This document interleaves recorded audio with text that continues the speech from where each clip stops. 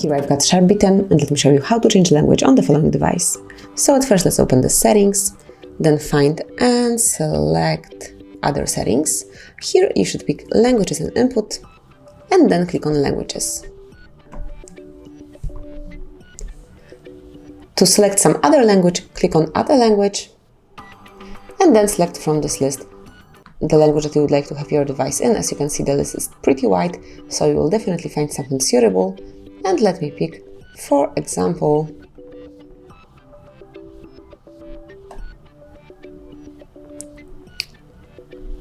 Espanol. And then select the region. We can pick Bolivia.